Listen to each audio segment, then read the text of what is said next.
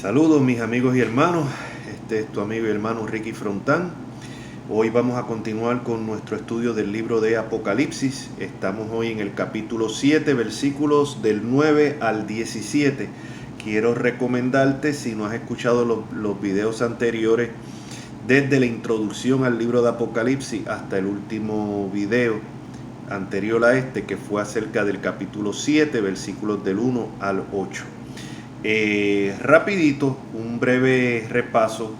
La última vez, como dije, explicamos los versículos del 1 al 8, pero tenemos que ir un poquito para atrás porque habíamos visto que cuando se abre el sexto sello, se están abriendo los sellos que contienen la historia, en verdad la historia del mundo, que incluye a la iglesia, y vemos que el que está desatando estos sellos es Jesucristo, el Cordero, el único digno de poder hacerlo, ¿no?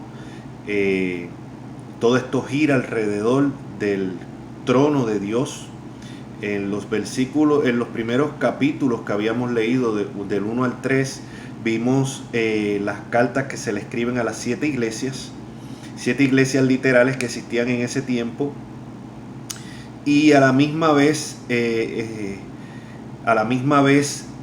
este mensaje va a la iglesia de todos los tiempos.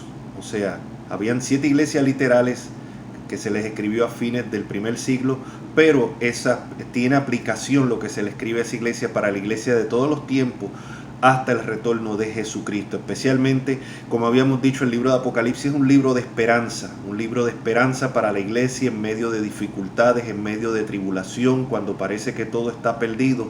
El libro de Apocalipsis nos muestra que es Dios el que está en control, que es Cristo el que está controlando todo por medio de la apertura de los sellos, aún los juicios, de las trompetas, de las copas de la ira, todas son orquestadas por Dios. O sea, aún el mismo diablo está bajo el control de Dios. Y esto es de gran aliento para los creyentes, para la iglesia, cuando parece ser que son los perversos los que están ganando, cuando humanamente vemos que tal vez la iglesia es derrotada, o los cristianos son perseguidos, encarcelados, pierden sus causas, pero tenemos que recordar que todo está ocurriendo de acuerdo al plan soberano de Dios. Y vemos en el capítulo 4 que de repente nos lleva a Juan, empieza a ver ahora las cosas desde la perspectiva del cielo, en el capítulo 4, y vemos que todo gira alrededor de aquel que está sentado en el trono. O sea, Dios está en el trono, en medio de toda la turbulencia que nosotros podemos ver en este mundo. Dios está sentado en el trono. Dios estaba sentado en el trono cuando crucificaron a su Hijo. Dios está sentado en el trono en medio de las catástrofes que vemos, en medio de las injusticias que vemos en este mundo caído por el pecado. Dios sigue estando en el trono y llevando a cabo su plan soberano y sus decretos, aunque nosotros con nuestra mente finita no los entendemos muchas veces. Y es importante tener eso. Vimos en el capítulo 5 que el que estaba sentado en el trono tenía un libro que tiene la historia de lo que es la tierra aquí, de la humanidad, incluyendo la iglesia, y no se encontraba nadie digno para abrirlo hasta que vino Cristo, el Cordero de Dios, el Cordero inmolado, y es quien único es digno para abrir ese libro y desatar los sellos. Y eso es lo que vemos, y entendemos que estos sellos, la apertura de estos sellos, cubren toda la historia de la iglesia. No creemos que es solamente un periodo poco antes de la venida de Cristo, como algunos hermanos piensan o creen o enseñan, sino que creemos que cubren todo el periodo desde la primera venida de Cristo hasta la segunda. Y cuando se abre el sexto sello, vemos que nos lleva en realidad hasta la segunda venida de Cristo, y las personas, los impíos, se aterrorizan cuando se abre el sexto sello, versículo del 12 al 17. Y vemos que en versículo 15 dice: y los reyes de la tierra y los grandes, los ricos, los capitanes, los poderosos, y todo siervo y todo libre se escondieron en las cuevas y entre las peñas de los montes. O sea, va a ser de horror cuando Cristo venga. Ya no va a venir como el Salvador. Bueno, va a venir como Salvador para la iglesia que lo está esperando, pero va a venir como juez en ira para juzgar al mundo que lo ha desechado. Y dice Y decían a los montes y a las peñas: caed sobre nosotros y escondednos del rostro de aquel que está sentado sobre el trono y de la ira del Cordero, porque el gran día de su ira ha llegado, y quién podrá sostenerse en pies. Eso es cuando se abre el sexto sello. Como dije, nos lleva hasta la segunda venida de Cristo. Entonces vemos en el capítulo 7 un interludio que hay como un intermedio entre el sexto sello y el séptimo sello. Y es como una respuesta, como una contestación a quiénes son los que van a poder estar. Como termina el versículo 17, el gran día de su ira ha llegado, y quién podrá sostenerse en pie. Bueno, pues la respuesta está aquí con los 144,000, que fue el último mensaje que tuvimos. Y entendemos que estos 144,000 sellados son la iglesia, son representantes de la iglesia, no de Israel nacional, como algunos piensan. Y en el video anterior doy los detalles, explico el por qué. Así que no voy a hacerlo ahora. Si no has visto el video anterior, pues te recomiendo que lo busques. Está aquí en la página de Ricky Frontán de YouTube, en el canal. Y ahí están todos los videos en orden, los puedes ver. Y en versículo 9, que es a lo que entramos hoy, vemos que dice: después de esto miré. Y es importante entender que el libro de Apocalipsis no está escrito de una manera cronológica. Hay cosas que sí, que llevan un orden cronológico, pero no todo el libro. O sea, entonces es importante que cuando dice después de esto miré, se refiere al orden cronológico en que Juan recibe las visiones, no necesariamente el orden cronológico en que suceden los eventos que él está narrando. Entonces es importante que tengamos eso en mente mientras estudiamos todo el libro de Apocalipsis.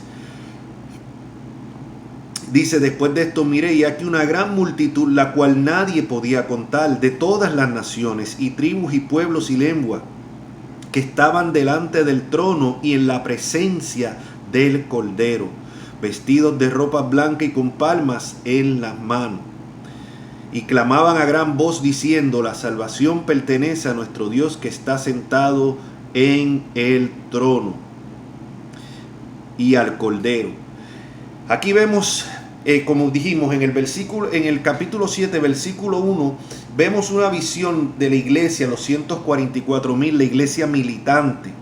Ahora acá en el versículo 9 nos muestra otra visión de la iglesia, pero ya en el cielo, o sea, frente al trono, frente alrededor del trono, donde estaba, como dice aquí, a una gran multitud, la cual nadie podía contar, de toda nación y tribu y lengua, que estaban delante del trono y en la presencia del Cordero, vestidos de ropas blancas, o sea, que significan la santidad. Es la promesa que Cristo ha dado a los que perseveren hasta el fin.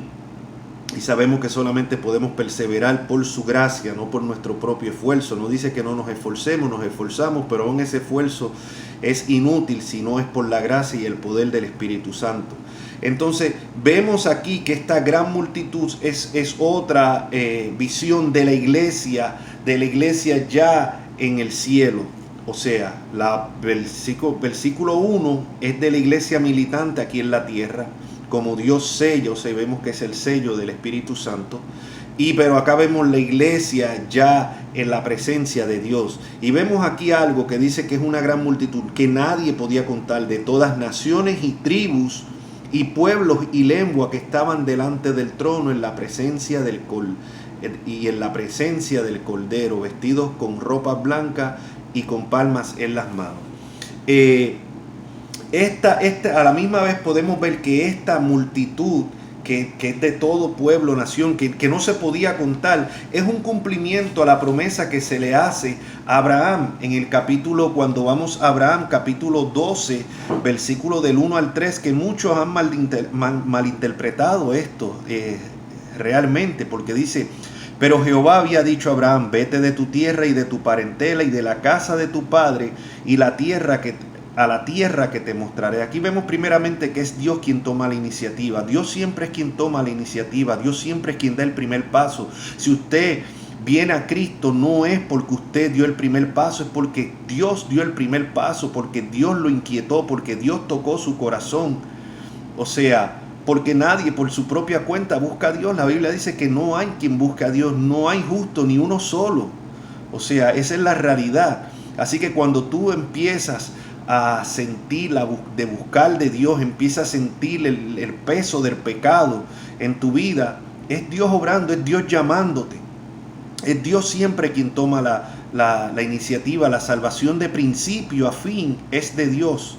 Ahora bien, dice, vemos aquí el llamado a Abraham y aquí vemos la promesa, versículo 2, y haré de ti una nación grande y te bendeciré y engrandeceré tu nombre y serás bendición. Bendeciré a los que te bendijeren y a los que te maldijeren maldeciré, y serán benditas en ti todas las familias de la tierra.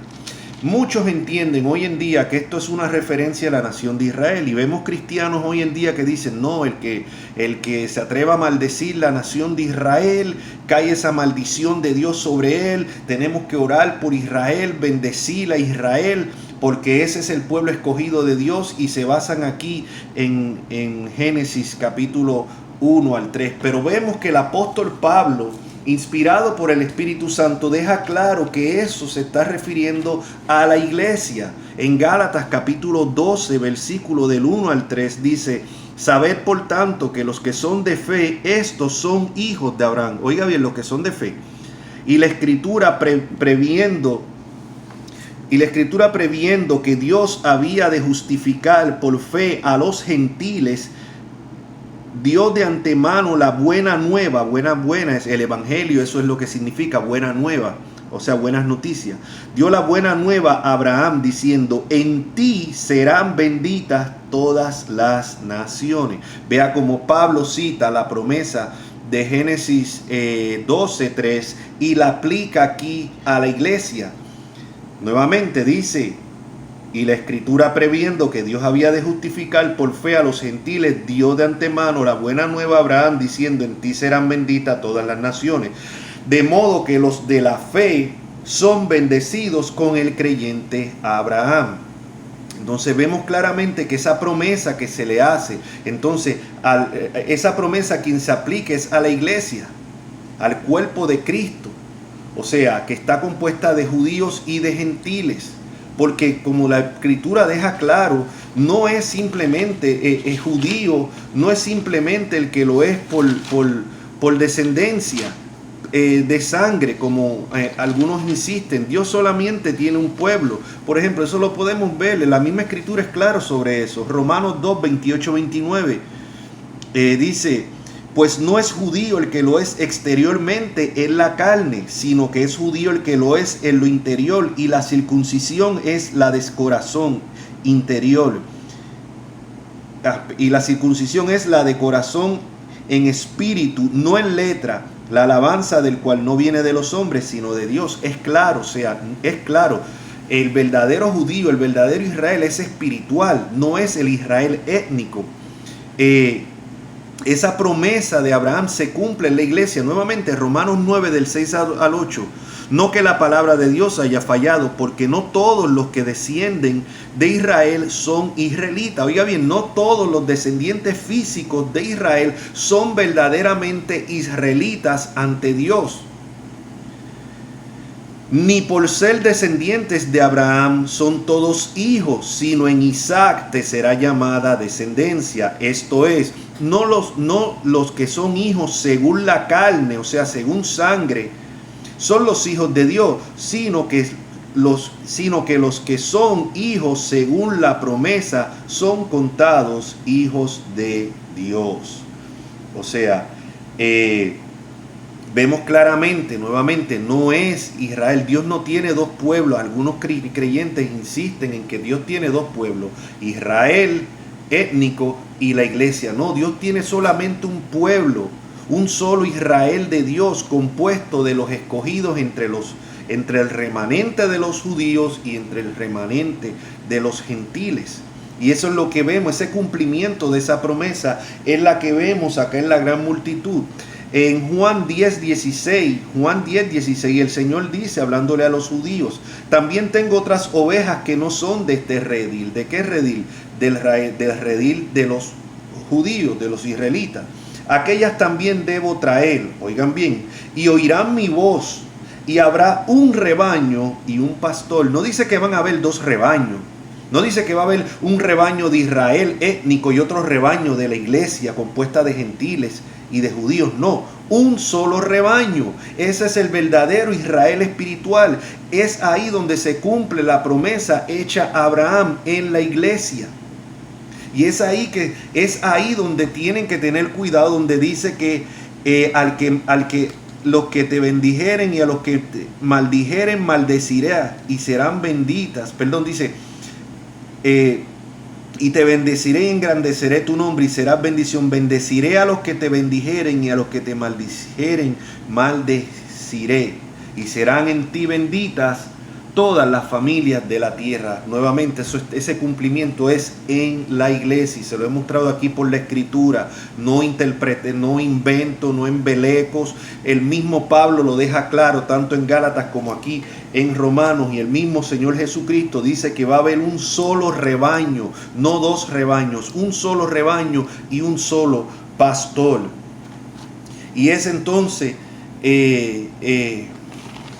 volviendo entonces acá, vemos que entonces el cumplimiento de la promesa a Abraham, la vemos aquí en la iglesia ya glorificada, en la iglesia ya en el cielo, en la iglesia donde dice que había una gran multitud la cual nadie podía contar, de todas las naciones y tribus y pueblos y lenguas que estaban delante del trono y en la presencia del Cordero, vestidos de ropas blancas y con palmas en las manos. A la misma vez esto podemos ver que esta visión rebosa de optimismo en el progreso del evangelio, por cuanto hay más gente de la que alguien podía contar, de todos los clanes, tribus e idiomas, o sea, y lenguas. O sea, vemos que el evangelio se va a seguir expandiendo y al cumplimiento de la promesa a Abraham.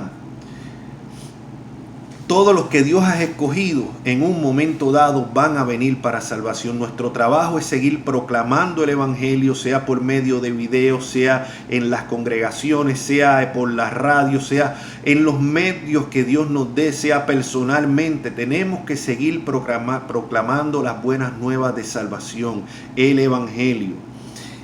Y vemos que versículo 10, y clamaban a gran voz diciendo: la salvación pertenece a nuestro Dios, que está sentado en el trono y al Cordero. Y vamos a ver después, más adelante, se muestra también, se muestra nuevamente en el libro Apocalipsis esta multitud nuevamente.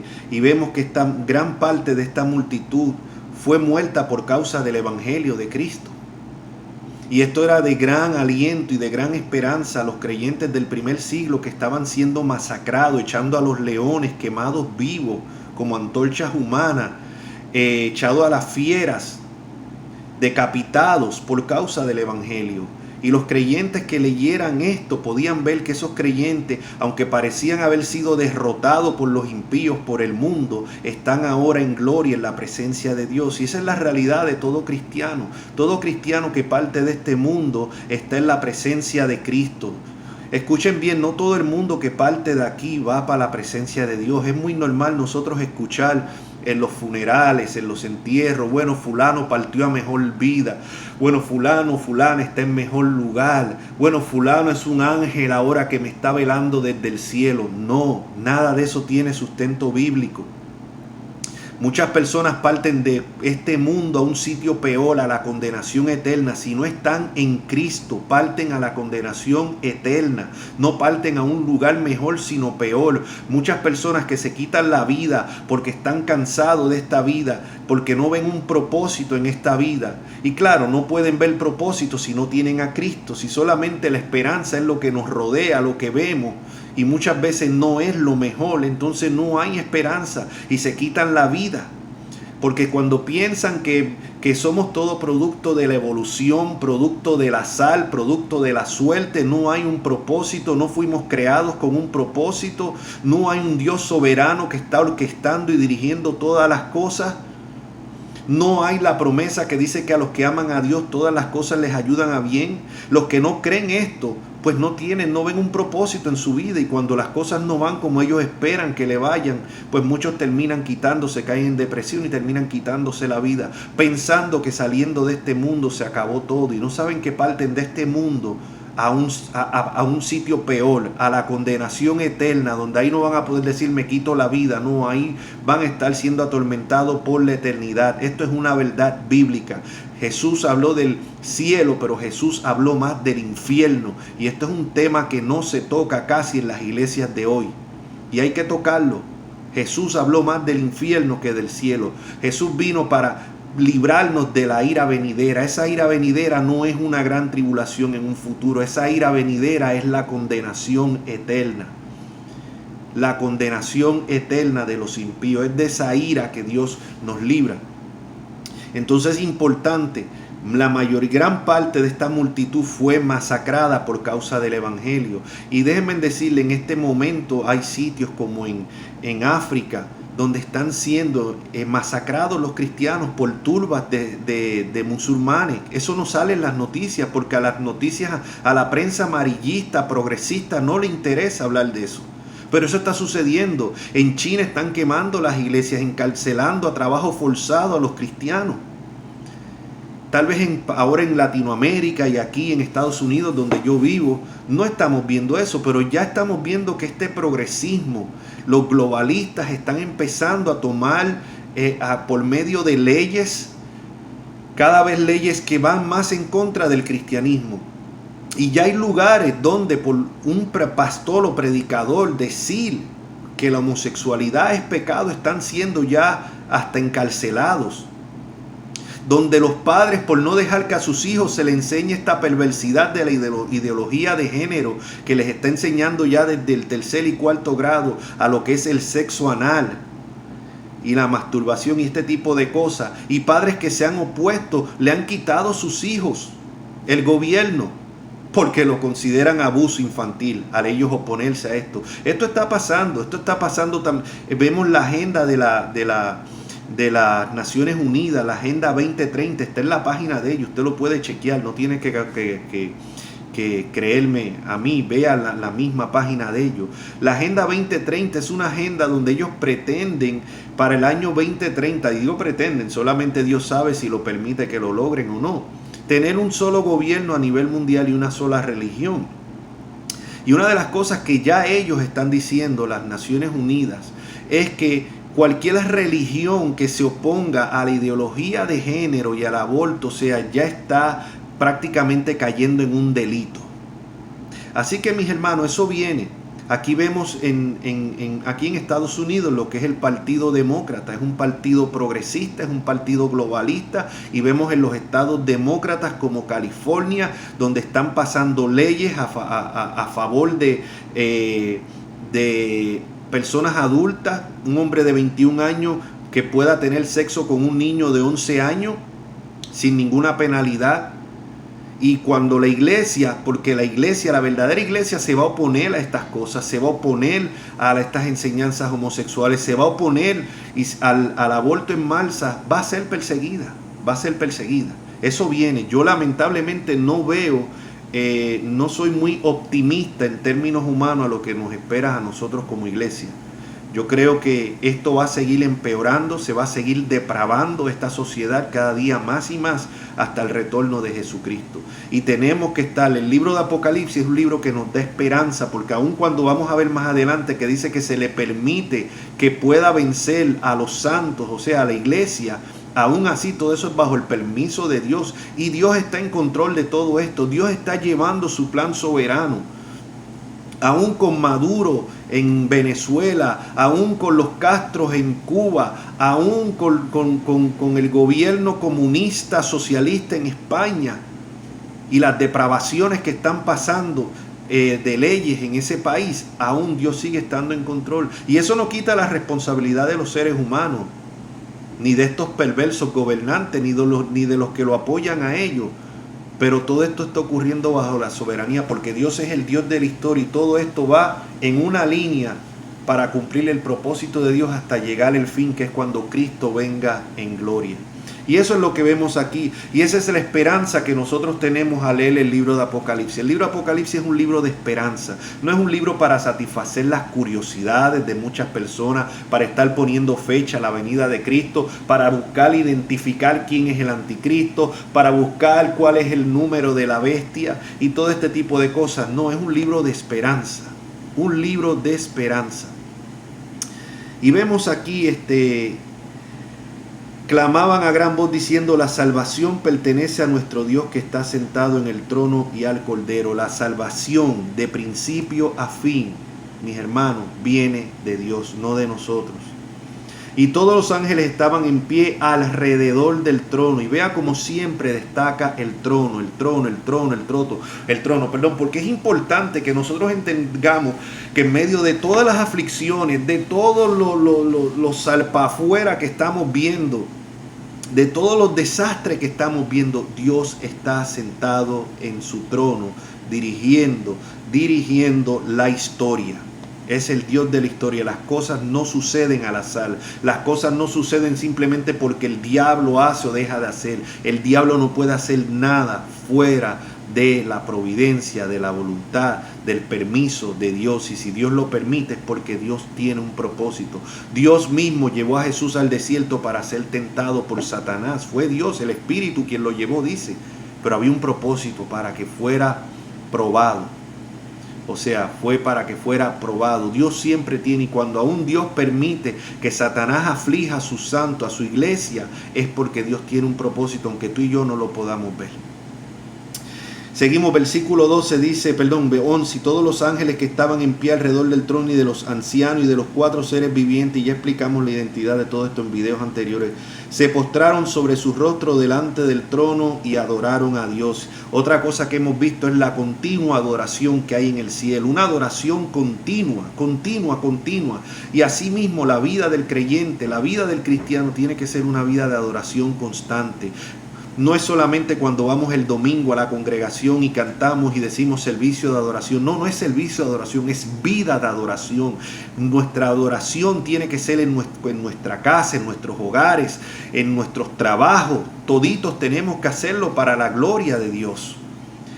Esa es la verdadera adoración. No es simplemente ir y cantar por un ratito. No, es una vida completa de obediencia, de sometimiento, de buscando la gloria de Dios todo el tiempo. Esa es la verdadera adoración. Y dice, y versículo 12, y diciendo: amén, la bendición y la gloria y la sabiduría y la acción de gracias y la honra y el poder y la fortaleza sean a nuestro Dios por los siglos de los siglos. Oiga bien lo que decían: la bendición y la gloria. ¿Cuántas? Es algo que nosotros constantemente, el ser humano siempre quiere entender que de Él es que viene la bendición, de Él. La gloria, siempre estamos buscando llevarnos la gloria a nosotros. Si no nos dan la gloria nos ofendemos, si no se nos reconoce nos ofendemos. La sabiduría, queremos que la gente piense en que somos sabios. O sea, mi gran sabiduría, yo me la sé todita. Dice, la acción de gracias, queremos que la gente nos honre a nosotros. Si no nos dan las gracias, si no nos reconocen, por algo nos ofendemos. ¿Cuánta gente nos han ido de congregaciones simplemente porque no se les dio la gracia por algún trabajo que hicieron? Mi pregunta es, ¿para quién tú hiciste ese trabajo? ¿Para ti, para recibir gloria, o lo hiciste para Cristo? Porque si lo hiciste para Cristo, no te importa si se te reconoce o no se te reconoce. Pero cuando lo hacemos para nosotros y para nuestra gloria, claro, si no nos dan la gloria nos ofendemos. Y eso es lo que vemos constantemente. Y dice, y el poder y la fortaleza. El hombre le gusta sentirse que el poder viene de él y que yo por mi fuerza logro. Yo lo que me propongo lo hago. Yo. Pero aquí dice que todo esto no es del hombre. Todo esto pertenece a Dios. Todo esto pertenece a Dios, la bendición, la gloria, la sabiduría, la acción de gracia, la honra y el poder y la fortaleza sean a nuestro Dios por los siglos de los siglos. Entonces uno de los ancianos, versículo 13, habló diciéndome: estos que están vestidos de ropa blanca, o sea, la gran multitud, ¿quiénes son y de dónde han salido?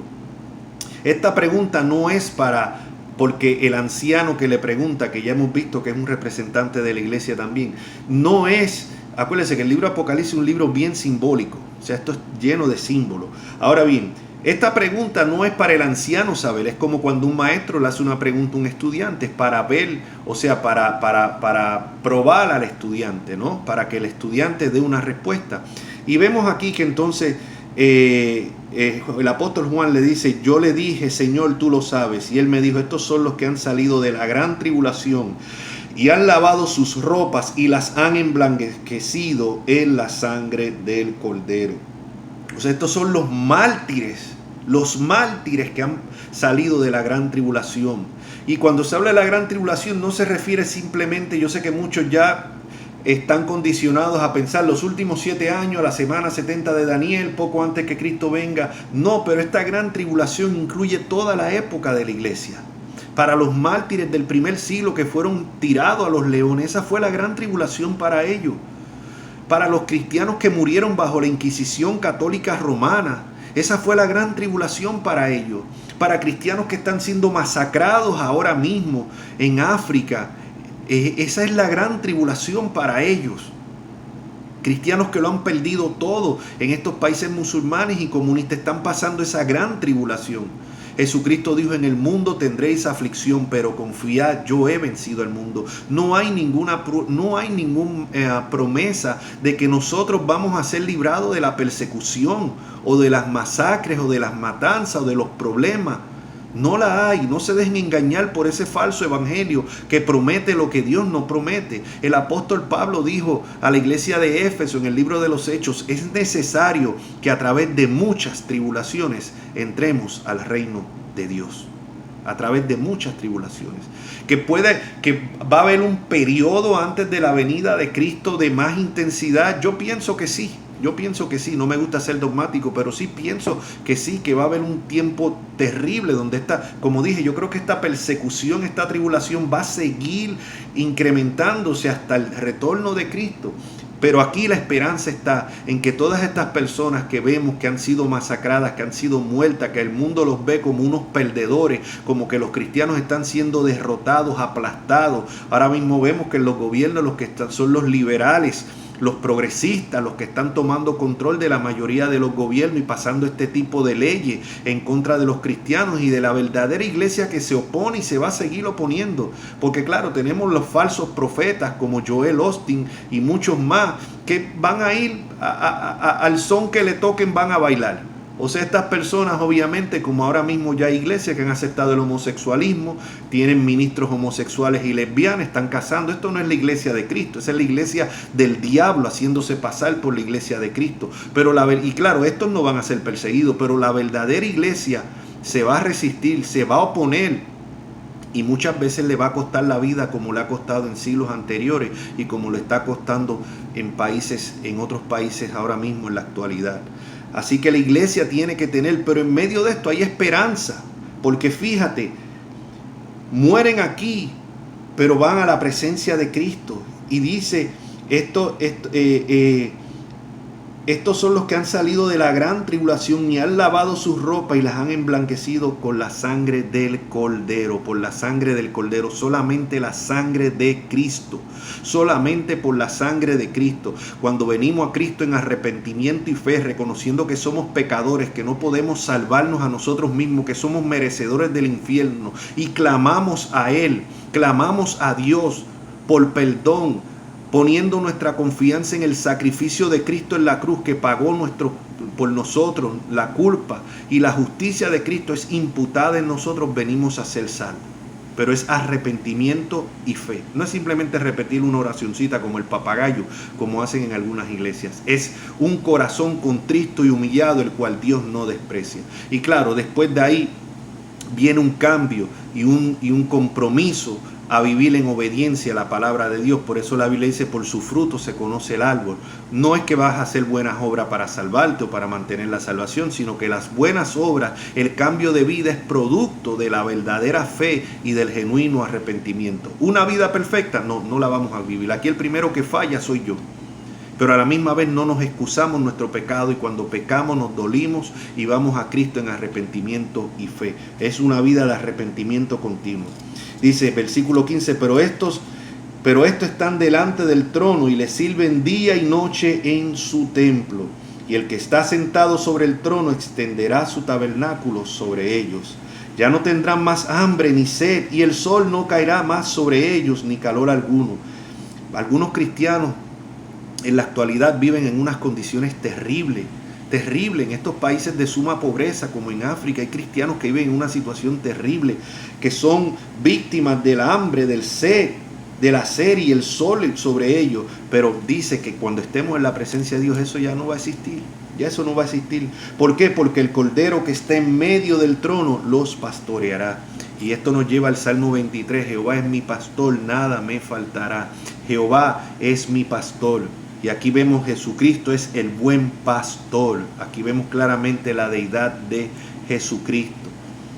O sea, y Él los guiará a fuentes de agua de vida, y Dios enjugará toda lágrima de los ojos de ellos. Ya no va a haber más sufrimiento. Cuando estemos en la presencia de Dios, ya no va a haber más sufrimiento. Ya no va a haber más cuerpos dolidos.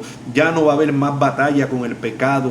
Ya no va a haber más dolor, más enfermedad. No, cuando estemos en la presencia de Cristo, en la presencia de Dios, dice la Biblia que Dios va a enjugar toda lágrima de los ojos de nosotros. Y eso, claro, es un cumplimiento a Isaías 25, donde Dios hace esa promesa. Así que, mis hermanos, mis amigos, hasta aquí lo vamos a dejar hoy. No sin antes exhortarte, si no estás en Cristo, ahora es el momento de venir a Él. La muerte nos puede sorprender de un momento a otro. No basta con simpatizar con el Evangelio, es creer el Evangelio. No basta con simpatizar con Cristo, es estar en Cristo. Un comentario de la Biblia que tengo aquí para finalizar dice: la ira venidera de Dios aterrará a los hombres, a los desobedientes, como vimos al final del capítulo 6. Pero los creyentes en Cristo no necesitan temer el día del juicio. Dios ha sellado a cada uno de los que le pertenecen. Él conoce a cada uno por nombre. Ni uno de los que Cristo redimió por su sangre perecerá bajo la ira de Dios. Ellos son su amado Israel, hijos de Dios. No teman, sino tengan ánimo. Tengamos ánimo, aún en medio de estos tiempos que estamos viviendo, que yo nuevamente pienso que esto va a ir de mal en peor, pero nuevamente estamos confiados en Cristo. Sabemos que Dios es el Dios de la historia, que tiene control de todo. Así que nuevamente puedes compartir este video con otras personas, puedes dejar algún comentario ahí en la parte de los comentarios, puedes suscribirte a este canal para que automáticamente te lleguen los videos, y entonces de esa manera también estás compartiendo este video, estás compartiendo la palabra de Dios, lo puedes repostear, y como dije, cualquier preguntita, comentario lo puedes escribir así. Así que bueno, mis amigos, mis hermanos, mi gente, será hasta el próximo video. La paz de Cristo sea con todos ustedes. Amén.